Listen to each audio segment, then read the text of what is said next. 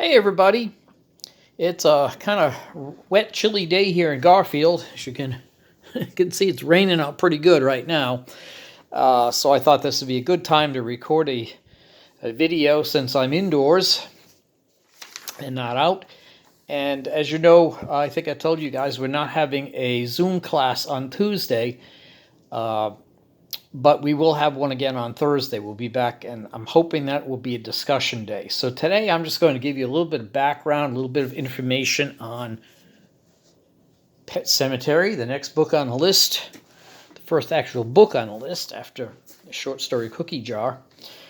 And a little bit of background on that. I have posted lots of stuff up on the week 3 folder for you to look at.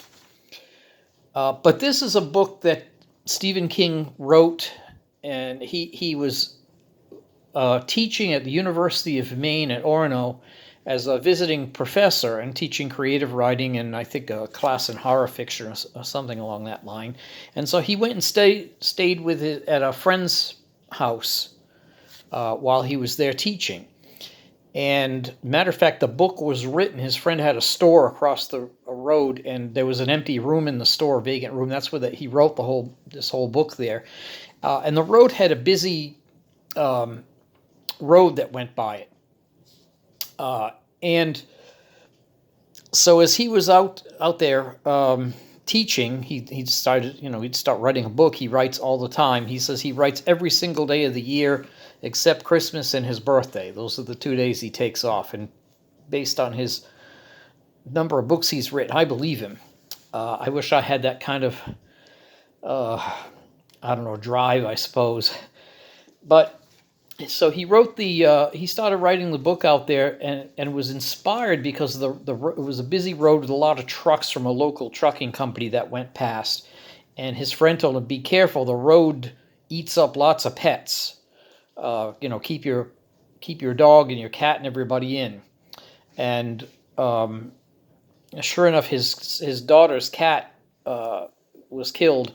And so they buried the cat, his daughter Naomi, and they buried the cat. The kids did have a local pet cemetery, so they buried the cat at a local pet cemetery. And then he thought, what if? What if it came back? And then his son one day was out playing and went running toward the road, and luckily he fell down before he got to the road, or he might have been hit by a truck too. And that's kind of what gave the idea of the book Pet Sematary. Now, King wrote it fairly quickly. He's a pretty quick writer. He writes a lot faster than I. He can write books faster than I can write books about them. Let me put it that way. So he finished it, and then he thought it was too scary. He claims it's the most frightening book he ever wrote.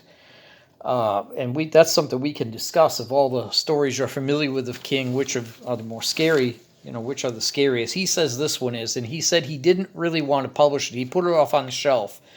He put it away for a while, and he wasn't going to publish it, and he went on to other things. And then he had a contract with Doubleday Books. And what Doubleday did, it was kind of an unfair contract to him at the time. And this was only his 8th book or something. He was doing very well, don't get me wrong, but they were ripping him off of his royalties by the way they were paying them. They could pay them over the life of the book, and so he wasn't getting the money that he was owed from the company. So he had a squabble with them and basically told them, that's it, you're not getting any more books from me. But he had signed a contract, and he owed them one more book. This is the business part of publishing that can get kind of ugly, I suppose. So he owed them one more book, and he really didn't want to write another book for them. He was really kind of ticked off at them. So he pulled Pet Sematary out of the drawer, and although he thought it was too disturbing to print, he kind of thought about it, and then his wife read it and said, yeah, it's really good, publish it. So he published it. He sent it to Doubleday almost as kind of a, gotcha, here you go, here's a nasty book for you. And they did publish it. They promoted it heavily. Stephen King did absolutely nothing to promote it. He was so ticked off as his publisher, he didn't even promote it because of the way he felt that they were treating him with his royalties. So instead of paying them all at once, they were paying them out over years and years. And he basically said, I'll have to be dead until I get all the money they owe me. And it did very well. It was on every single one of his books has been on the New York Times bestseller list, and this one was no exception. So it almost didn't get published at any rate. They made a couple of films out of it, one in 1983, and as a matter of fact, the Ramones, the band, made a video for it, a music video that went with it, and had a song that they wrote that went with it. They were asked by the director to put together a song, and it became, I think it went to number 4 on the Billboard charts. And then it was remade a couple of years ago. I forget the exact year. So there's 2 film versions of it available, and you can, I think I own both of them. You can buy them on DVD. I think you can get them on Netflix. You can rent them from any of the TV companies. You can rent it for like $1.99 or so if you want to check one out, and which would be kind of cool, because then we could compare the movie and the book. I will tell you, the book, at least in my opinion, the book is a whole lot better. The film takes some liberties with the book, and I think the newest version of the film is better than the older one. The newest version has his daughter getting killed instead of his son. And they say that was done primarily because to get someone to act the part, his kid was so small in the book, he was only like 3 years old. They couldn't really get a child actor to play that part easily. It was more easy for them to find a child to play the daughter because, 3-year-olds, they can't really recite lines yet and things. So that's kind of a little bit of the background and the history of this book. It's one of my favorite books, although it's probably, I wouldn't personally say it's the most scary, but I think it's the most disturbing, unsettling, I guess, would be the word, unsettling. And a lot of that is because I'm a parent. I have a couple of kids, boys. Thank God they're now grown up and self-dependent. They are now gainfully employed. Even through the pandemic, they're still both gainfully employed. I think they're at work from home now as well. But I can imagine what it is like to have, and I've known a couple of people that have lost children through, one thing or another, and the heartbreak that it brings. It's one of the most heartbreaking, awful things that a parent can imagine. If you're a parent, or if you become parents, you'll really understand this book probably even better, because it will really hit home. You can imagine what would have happened if your own kid had been killed, what that would be like. And, well, maybe you can't imagine, but you can attempt to imagine it anyway, how horrible that would be. So, anyway, that's the reason that the book is disturbing. And by the way, where I live, I'm on the corner of Canucci Garfield Road, which is a pretty small road, and then State Road 23 runs by my house, and I've got a blinking red light at my corner. But there are a lot of logging trucks that go by this road, and they go by pretty quick. They go by pretty fast. So it really makes me, now that I'm here, really makes me think of this book, because I am out in the middle of nowhere with logging trucks going by. Of course, the difference is, first of all, I don't have a cat. There's a barn cat that has adopted us, that knows the way of trucks and stays, well away from the road. My dog never gets off the leash. And as I said, my kids are now adults and grown up, so I don't really have to worry. And my horses, if they were to get out of the barn, which they don't want to, they would immediately go back to their stalls, because they are so barn sour. They know that's where their feed and hay and grain and everything else comes from. So they're not going to go off running down the road into the path of an oncoming truck. So anyway, that's good for me. Now, I want to look at a couple of the things, and I've put this in the chapter that's on for you to look at. And this is from a book I'm writing now called How to Read Stephen King Like an English Professor. And please, this is a rough draft. Please don't judge. It's got, the ink isn't dry off the rough draft yet. I have not had a chance to revise it. It has probably a million typos. It's probably got spelling mistakes, and most of them, it's not that I don't know how to spell, it's my fingers don't always do what my brain wants them to do. My fingers work at one speed and my brain at another. And if you look at my rough drafts, you'll probably see a lot of examples of that happening. And it hasn't been edited yet at all. I just finished it. I've been jumping around doing different chapters, and I thought, let me do this chapter so I can put it up for my students to read it. If you have any comments on it, by the way, anything that you think I missed, don't remind me of the typos. I will find them when I get around to editing it. But if there's anything of content that you think should be there, or that you have any comments about, please put that up in the discussion board, or you can email me if you want to do it privately, but I don't see why you can't share it. After all, it is a rough draft, and rough drafts, I always say, if I had to grade my old rough drafts, they'd probably be a D- at best, and I haven't read this one over yet. I'm sure this is a D- at best, but at least it will get the ideas out there for you. Okay, so a couple of things I wanted to look at in the narrative devices that King uses. One of the reasons this book works is I think we all know the ending. We all know what's going to happen. We all know, especially once Judd tells him that if you bury a pet there, it comes back. We all know he's going to bury the pet there, and we know it's going to come back, and we know it's not going to be quite right. And when his kid gets killed, we all know what's going to happen. We might be telling him, don't do it, don't do it. I mean, that's what you do in a horror movie. Somebody does something stupid, and you say, don't do that, you idiot, what's wrong with you? And, of course, people do it anyway. That's the Geico commercial of people in horror films make poor decisions, right? Well, here you go. This is a person in a horror book or a horror film making a poor decision. So we know what's going to happen, and we kind of want to stop it. And that's why it's really disturbing and upsetting, because you can't stop it. You can't reach in there and shake him and say, hey, don't do this, you idiot. Look what's going to happen. He just goes ahead and does it anyway, and there's nothing we can do about it. So it is not so much suspense in that we're wondering what the ending is. It's a little bit different than that. And I think it was Alfred Hitchcock defined suspense as when you know somebody is going to shoot somebody, but you don't know when. And that's kind of what this is all about. It's you know something's going to happen, but you don't know all the details, and you know you can't really stop it. Okay? And this is called, what is it called? I forgot. Narrative. I have to look it up again.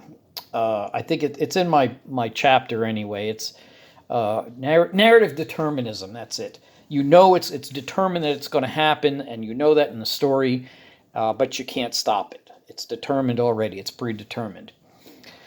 Okay. And that's a little bit different from a typical horror story that has sort of three parts. The first part is usually, wow, something weird's going on here. And the middle part is, let's figure it out. And then the third part is, oh, it's a vampire, let's kill it, or fill in the blank. That's how a lot of horror films and a lot of horror stories work. This one is a little bit different in its structure.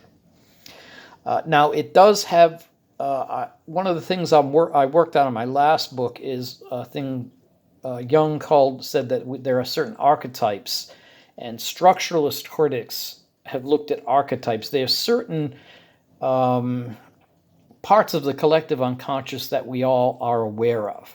So, for example, probably the most common archetype in fiction and in literature and storytelling would be the quest story. You go off on a quest. You save the princess. You retrieve the magic sword. The quest story is very, very common. Lord of the Rings. There's a million of them. I mean, there are so many quest stories. I could spend the next 10 days naming them all off.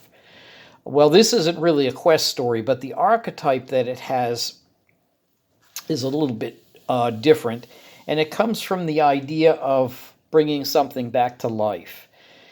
This was first kind of thrown around in the time of Mary Shelley in the 1840s. There were scientists at the time that thought they could reanimate the dead by putting electrodes into them, that if you put enough electricity into a dead body, you could bring it back to life. The archetype, of course, is Lazarus, when Jesus brought Lazarus back to life. That's a biblical story, not a horror story.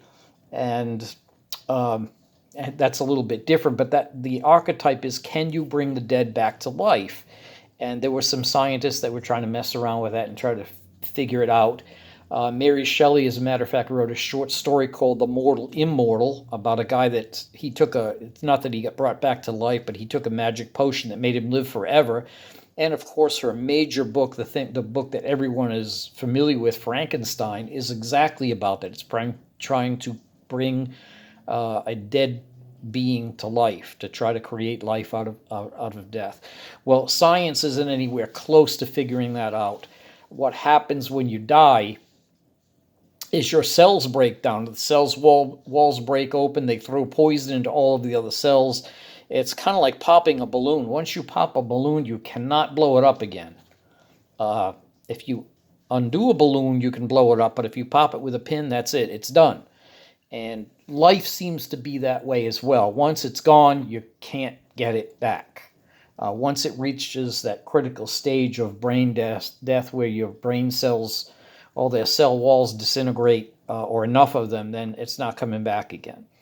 But that doesn't stop people from wondering about what might happen if you could bring the dead back to life. The other archetype, and I think the real big one that we can all relate to, is be careful what you wish for.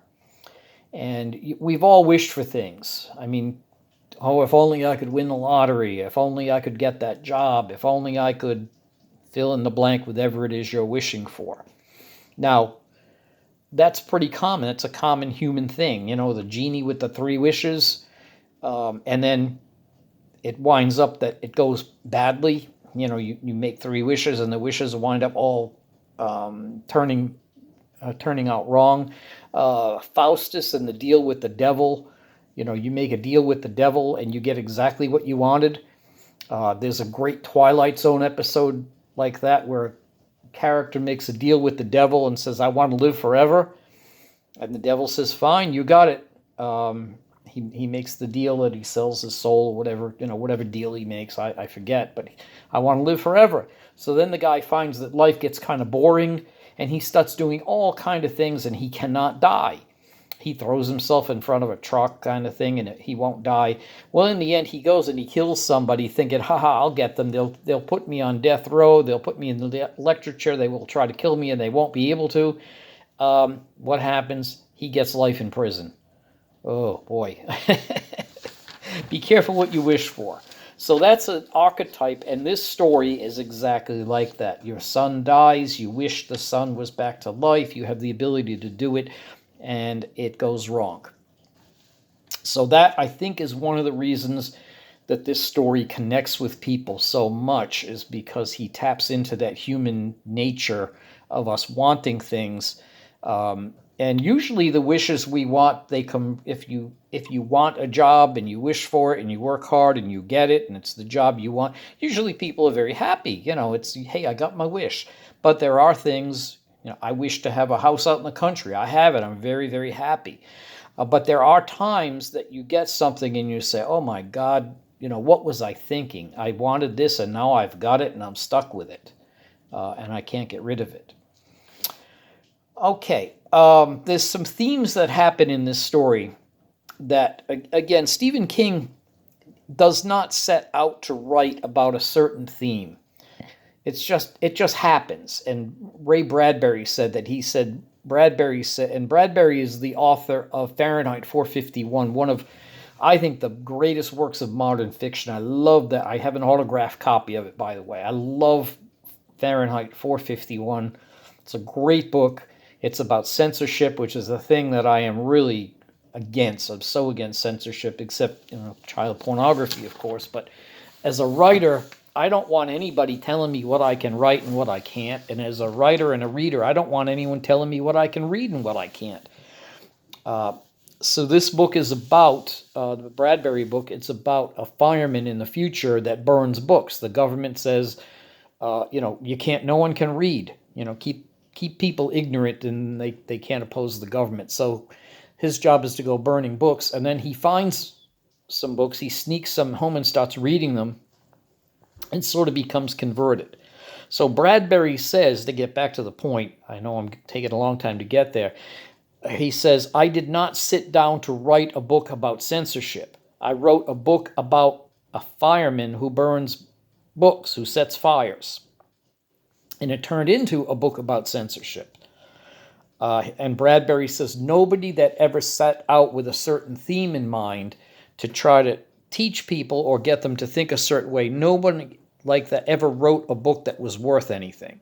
And Stephen King agrees. He says, and I'm quoting him, the story is boss. So the story is what's important, not the themes and all these other things behind it. It's the story. If you can't tell a good story, the book isn't worth anything.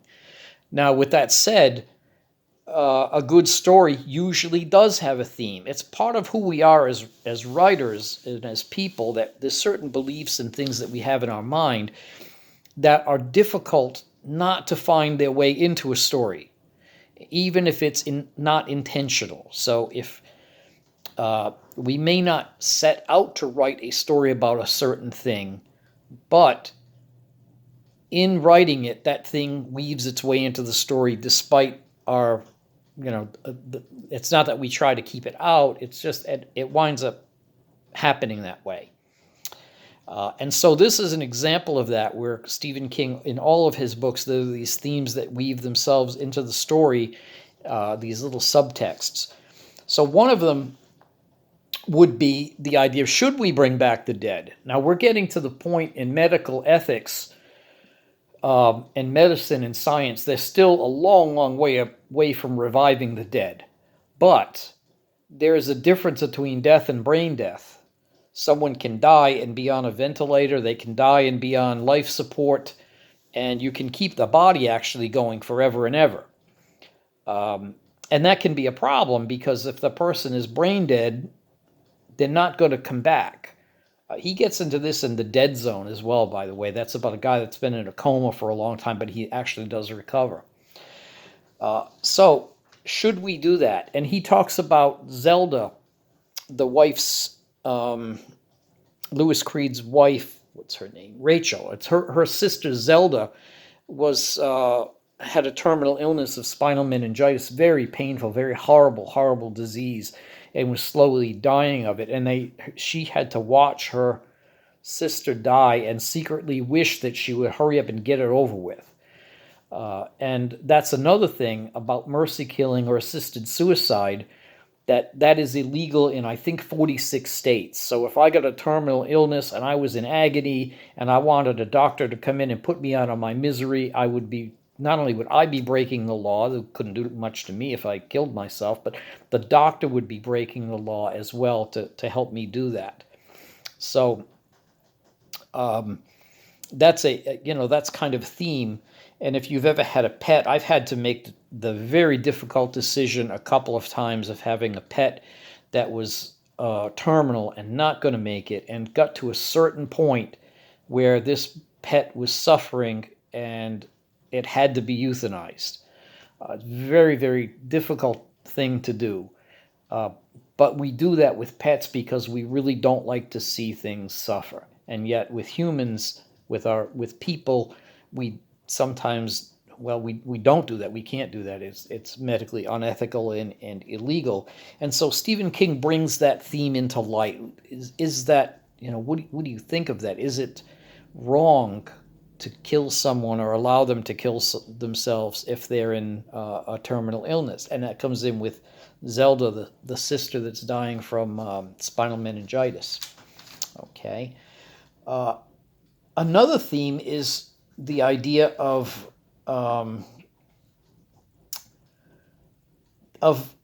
death being, or trying to keep people alive as being a selfish thing.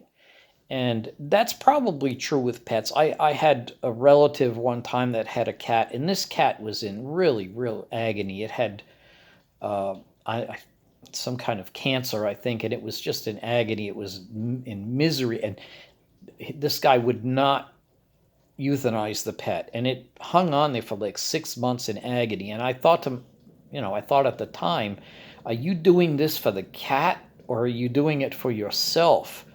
And my guess is he was doing it for himself. He was very selfish that he did not want to let go of the pet. And so that comes into play in this, the idea of selfishness. And so in Louis Creed, when he brings the cat back to life, why does he do it? Does he do it for the cat?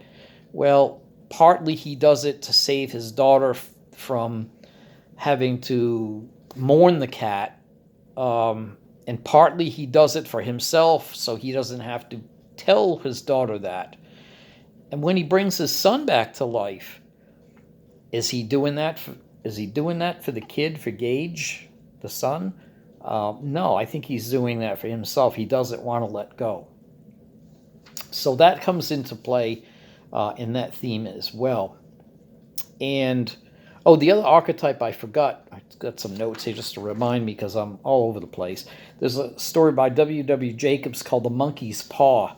It's an old classic story, and it's about these parents. They lost their son. They buried him, and sure enough, he comes back.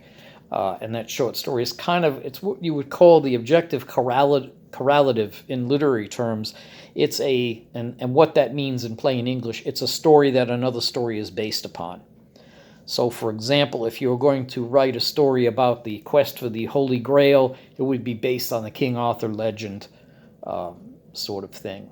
Okay, and so this story is kind of based on that idea from The Monkey's Paw.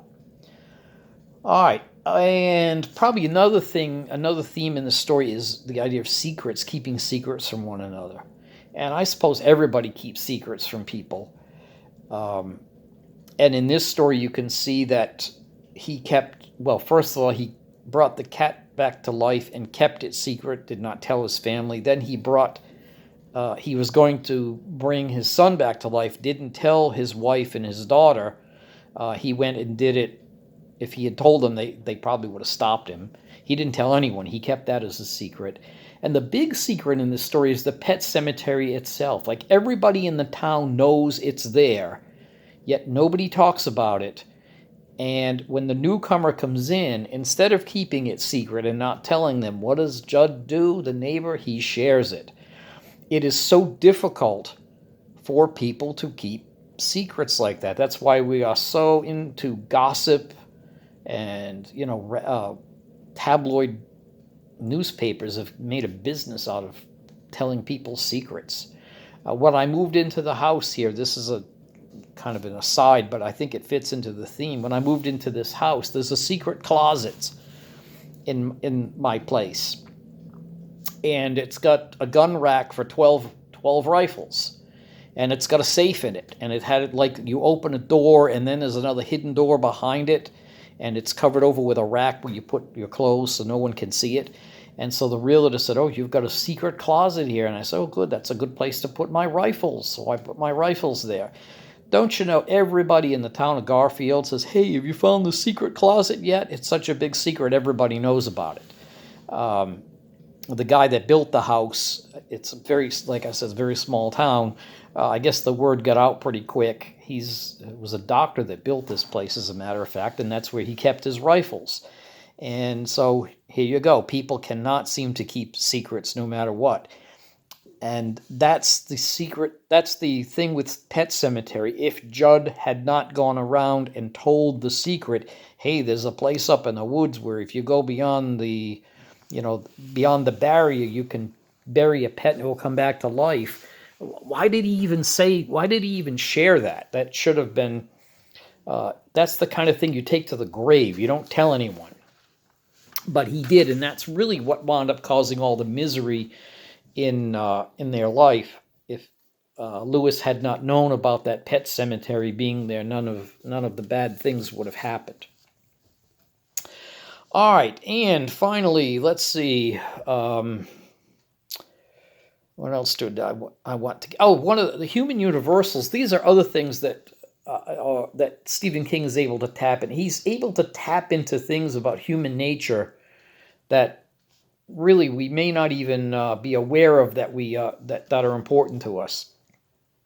And human nature is, there are certain things that we all want and we all desire, and that they're sort of genetically programmed into us. The survival mechanism is programmed.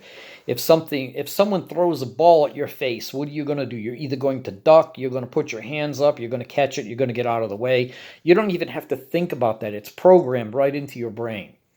And there are, according to evolutionary psychologists, there are certain emotions that are programmed into our brain. So one of them is the idea of love. One of them is the idea of lust, uh, and actually friendship. All these things being a society, wanting to be around other people. Those things are all programmed into us. If you get put on a deserted island alone, people tend to go crazy because they don't have any companionship. And I'll be talking about these in some of the other stories as well, because I think part of Stephen King's success, and I think for that matter, the success of any writer, is being able to tap into these human universals of human nature and sort of touch a nerve. This one particularly, one of the human universals is to raise and rear children. Most people want to have children. And once people do have children, they want to raise them into adulthood. They want to treat them well. I know there's weirdos out there that, that are child abusers and things, but for the most part, we really want, we have this, I guess for women it would be a maternal instinct, and for men it would be a paternal instinct, a thing to care for our children.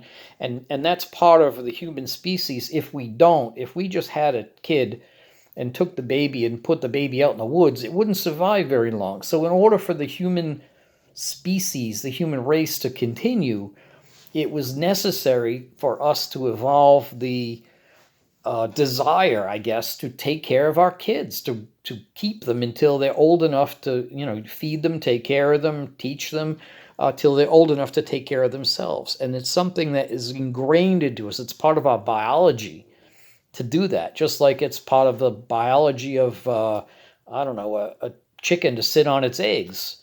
Well, it's the same thing. It's almost like an instinctual thing that we have. So here you go. This idea of losing a child, that fits right into it. Stephen King taps into this again in Cujo, where the mother and the child they're trapped in a car by a rabid dog, and the mother is really ready to risk her life to save the child. Well, actually, this happens a lot in his books. Stephen King has three kids, has 3 kids. They've grown up in adults now too. But he understands that feeling of wanting to protect your children, wanting to nurture them and watch them grow and bring them to adulthood. And so, again, that's one of the things that he taps into our instincts, that when something happens to a child, it's one of the most horrible things in the world. And it is, I think, why that book is so disturbing. It is more horrible to